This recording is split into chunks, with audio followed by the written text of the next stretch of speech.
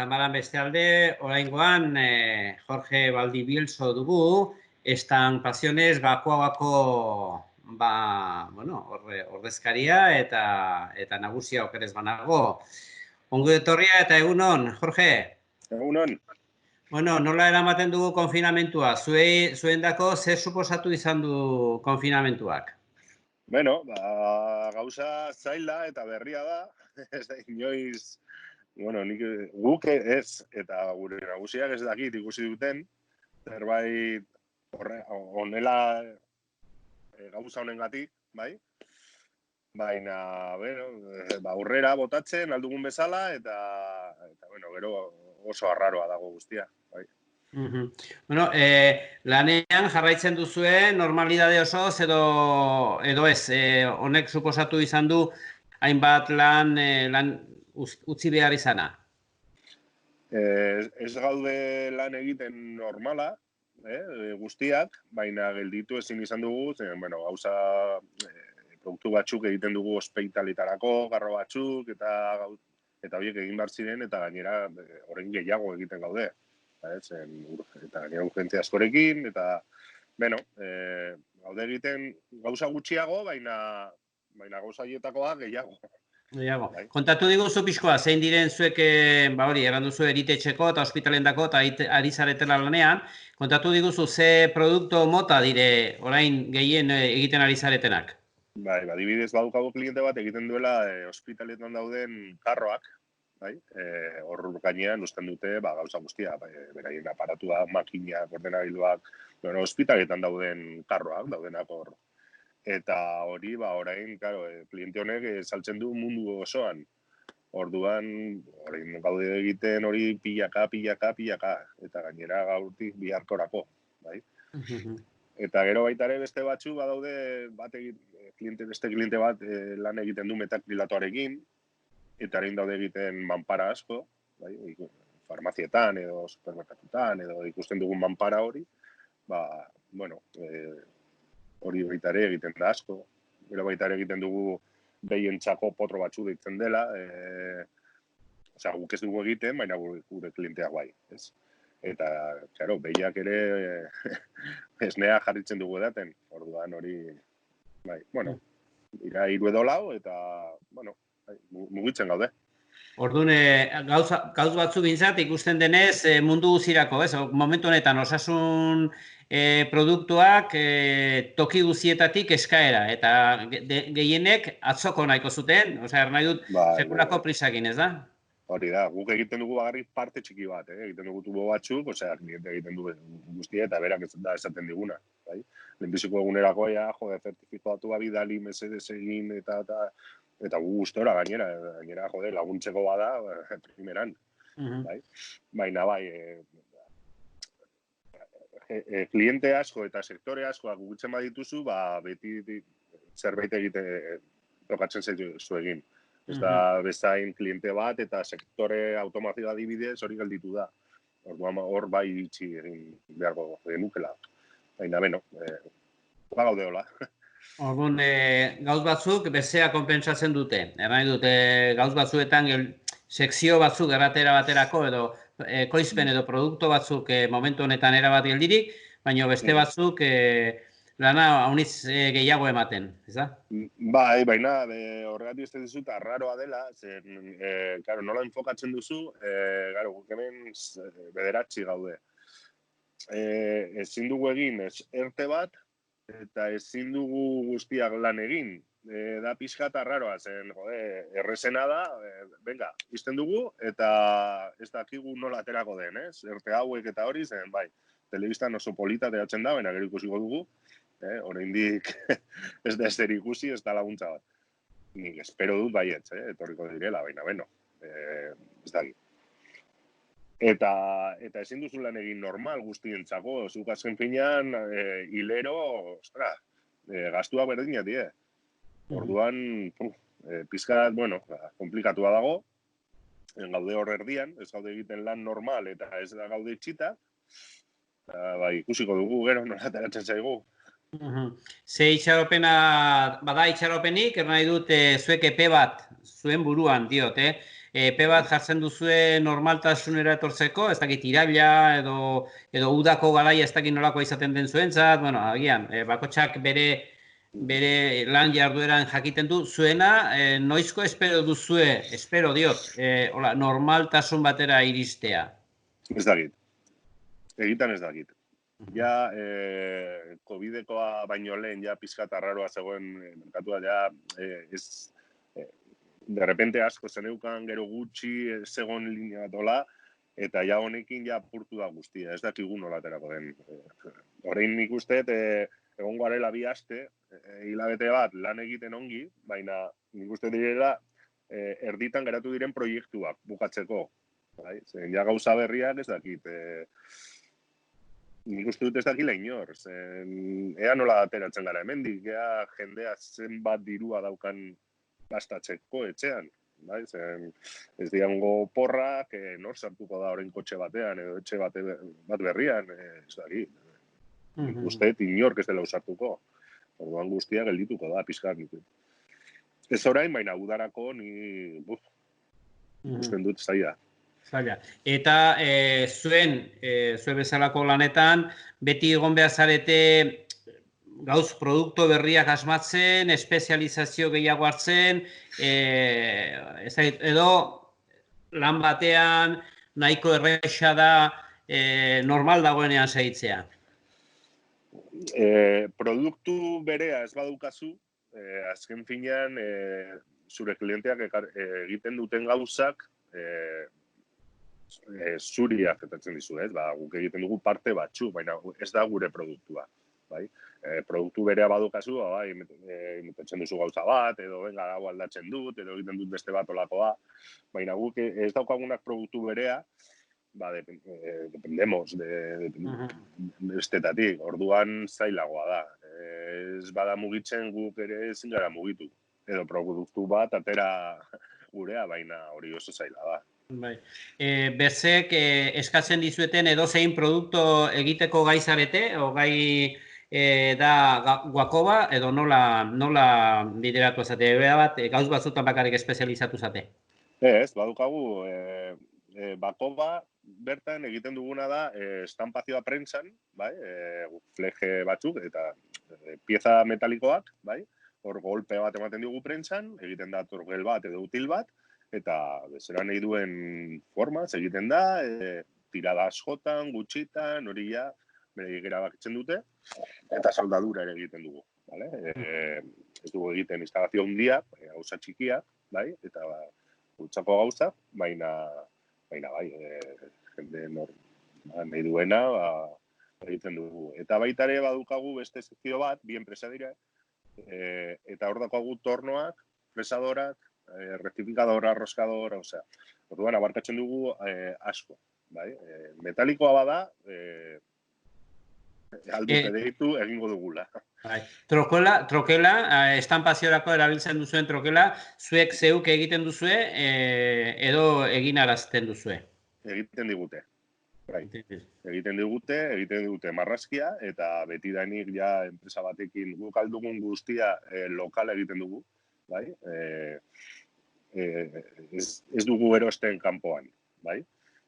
Badakit erosteko beto dela, baina hemen garesti izan ezin, beste gauza batzuk, ez da nola esan, nahiago dut, hemen egin... Hemen utzi, beste toki batean utzia baino. Hori da, eta gainera, hori lehen bezala egiten. Joan, eskua eman, eta ez amabos presupuesto eskatu, ni zurekin ongi beti lanean banago, jarritzen dugu.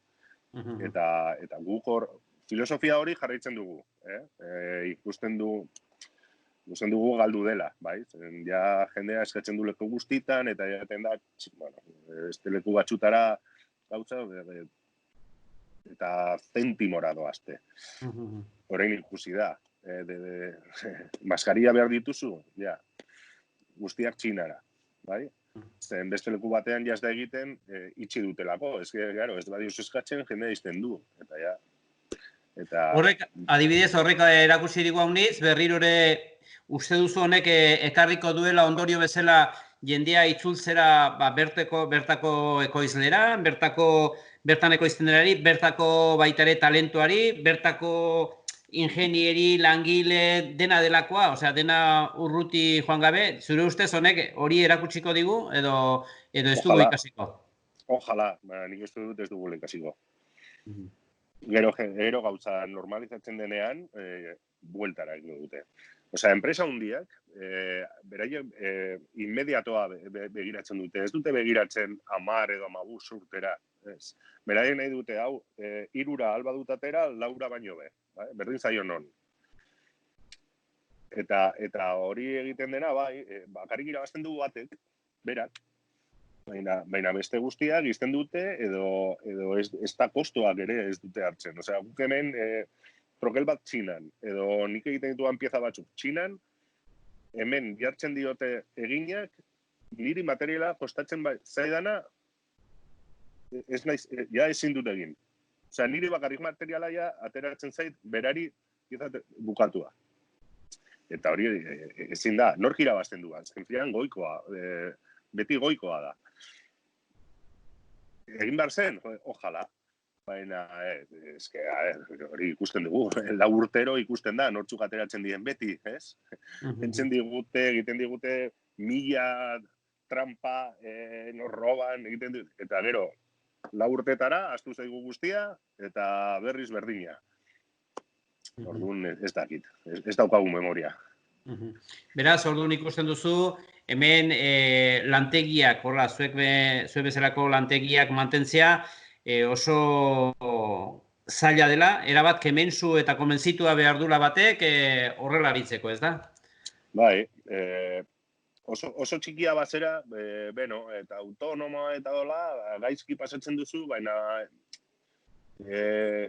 nik usten dut gehiago, enpresa batzuk, direla 20, 25, 40, ostras, hori kosto asko dira, eta gainera, ez da, jende etzaten duenean, un sueldo ez, familia bat dago sueldo horren atzean, osea, ez da bakarrik sueldo bat,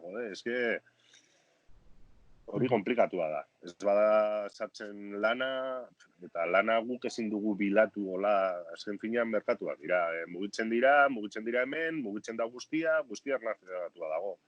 Zuk egiten baduzu, ni lana dukat, mugitzen denean dirua. Jende, zu badaukazu dirua, erosten duzu kotxe bat, erosten duzu piso bat, joaten zara leku batera, eta hori mugitzen du beste guztia. Guztiak erlazionatua gaude. Hori ikusi dugu orain, bakarrik esentzialak egin behar zuten lan, eta azken finean kristona gauden lan egiten. Nik ez dut egiten esnea, baina egiten dut pieza bat, behia altxatzeko eta laguntzeko, hostias. Eta igual ez nekien, zertarako zen.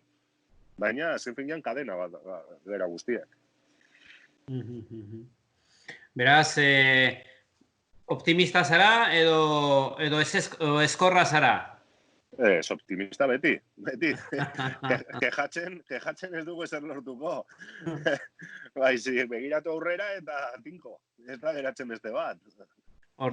Orduan, bueno, produkto ez bada hoi, beste produktu berri bat, beti diozu, zaudela, merkatuaren menpe, nola baiterran, edo zure klientea zer eskatzen dizun hori egiteko prest, erten den bezala. Estampazioan. Eta tornoakin, eta beste lan horietan ere. Hori da, produktu berri bat ateratzea zurea oso zaila da. Eta gero saltzea, kristona. Bueno, klientei ongi tratatzen diogu, hau familia bat ezala da, zara etortzen eta departamento bat ez bestea, ez nahi baduzu bai, nirekin, nire nahiekin zaude, egin behar dugu, eta jazta, hitz egiten duzunarekin berak egiten du, eta hier txikiak direnak. Bueno, beraz, segi horren baikor, eta beste aldetik, zurekin dauden bestek klienteak, edo nola ikusten dituzu, nola ikusten duzu inguruan pixkoa sektoria dagoela momentu honetan, haunitz itxita, edo nola ikusten duzu? Erdizka bai. Erdizka duzde itxita, lehen esan duguna, gauzen esenziala ez bada, zuk ezin, irekita bazaude, gastu horiek ezin dituzu pues pagar todos los gastos, hori da, ordaindu. Eta izten baduzu, fiatu behar zera gobernua esaten digunaz. Nik uste baietz, ez dutela, espero dut. Baina, claro, bai, erte bat, vale, 70.000-koa, salario basekoa, eta noiz ikusiko dugu. Ostia, hori nire langiletzat, nire konpaineroentzat, ez du nahi. Momentuz ez dugu ezer egin, ez dakit zenbat aldugun, prestamo bat hartuko dugu, edo ez dakit zengo dugu, eta aldugun guztia jarrituko dugola. Zeren ez naiz fidatzen telebistan esaten digutena, hain polita jarriko digutela. Ederki, bueno, eta bestaletik nola uztartzen da lana, eta gero etxera joan behar izatea, konfinamentua, bestaletik arrisku hori, kutsatzeko arriskua, edo horrek ez dizu beldurrik ematen, kontatu diguzu? Bai, beldurra bai, gainera nire emaztea erizaina da, orduan bagaude orain, nik etortzen naiz erdia ona, beste erdia egiten dut lan etxean, zen bera joan bar da ere, lan egitera, eta gaineran, erizaina denez. Eta bai, aldun guztia garbitu, aldatu da ropa, beti eskapatzen zaizu zerbait, eta, alduzuna egiten duzu, baina guztia ongi ezin dugu egin. Zerbait eskapatuko zaigu seguro eta hartuko dugu. Prokuratu behar dena da, hartzen baduzu, ez pasatzea beste batzuei. Gutxienez pasatzen baduzu, gutxienekoak hobe. Beraz, zure ustez, denak pasatu beharreko gauza izanen da? Nik uste gutxi salbatuko direla. Ez bada orain, izango da hurrengo hilabetean, edo urrian, edo ez dakit. Baina pasatuko dugula nik uste baietz. Espero dugu, pasatzen baduzula aldiz bat, ez duzula hartzen berriz. Hori politena izango zen. Baina, gaizki daukatena dira gure nagusiak, horiek bai kontuz ibili behar direla. Beraz, adinean sartuak garenok, zue gazteak ez, baina gu adinean sartuak garenok, arrisku gehiago daukagu. Normalean bai. Gero badaude nagusiak baino be daudela, Baina, normalean. Bueno, Jorge, eta konfinamentu biramunean zer egingo duzu? Ez dakit. Nik uste ez garela sartuko txan ez dago. Txirrindula hartu buelta eman txikiekin, ez dakit. Ikusiko dugu, baina nik uste oraindik geratzen dela. Bai, zure ustez zenbat denbora itxoren beharko da? Ez dakit. Maiatza terdi fijo, eta ekainak ikusiko dugu. Ez dakit. Ea San Fermin txikitarako, hori da, pasatuko dugu iraelara. Ederki, Jorge, mil esker azaltzeagatik Estampaciones Guajobaken egoera, baita ere zuen sektoreko eta zuen motatako lantegiak ze egoeretan zaudeten, ja dena on bideratzen den eta zu diozun bezala, berrirore itzultzen den mugimendu hori, eta zuek bezalako lantegiak ere bizia duzuen. Mil esker goiatik eta beste bat arte. Mil esker usu behi. Ahai.